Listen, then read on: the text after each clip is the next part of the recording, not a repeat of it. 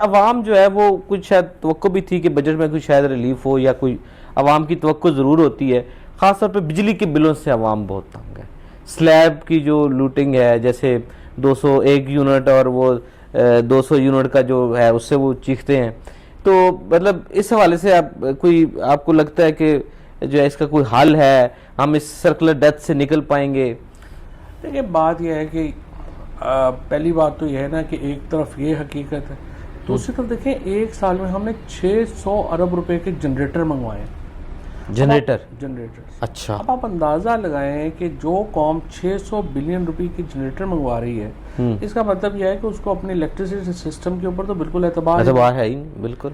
अब अगर आप ये 600 अपना इलेक्ट्रिसिटी के ऊपर आपने खर्च किया हो तो आपके पैसे ये भी बच जाएं और आपकी ये सिस्टम भी बेहतर हो जाए।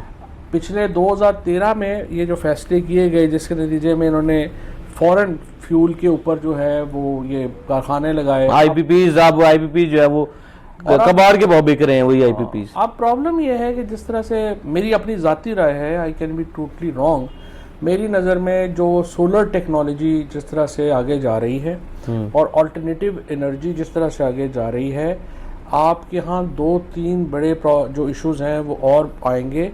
आपने कारखाने अभी लगा लिए हैं, 15,000 मेगावाट बिजली और कारखाने आपके तैयार हो गए हैं जो आप बिजली देने के लिए तैयार हैं। आपकी बिजली की खपत में 27% कमी हो गई है। दूसरी तरफ सोलर पैनल जो है वो छोटा होता जा रहा है और अब वो जगह नहीं घेरेगा और ज्यादा ताकतवर होता जा रहा है। 5,000 मेगावाट जनरेशन है, 5.2 अभी गीगावाट। अभी जो बैटरी है वो आपको पड़ती है 3 लाख रुपए की।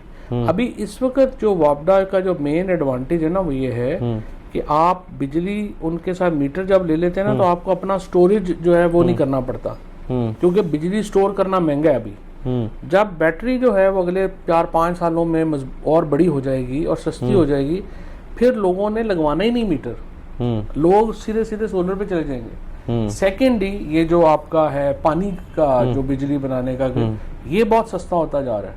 अब आपका मैं देख रहा था एक बेल्जियम की कंपनी है, उन्होंने बिल्कुल जो है वो आम जो नहर का पानी है वहां पे बिजली घर बना दिए 1-1 मेगावाट के। अच्छा, 1 मेगावाट का? 1 मेगावाट का। अच्छा। नहर चलती है, बिजली पैदा हो जाती है, गांव के गांव उससे रोशन हो जाते हैं।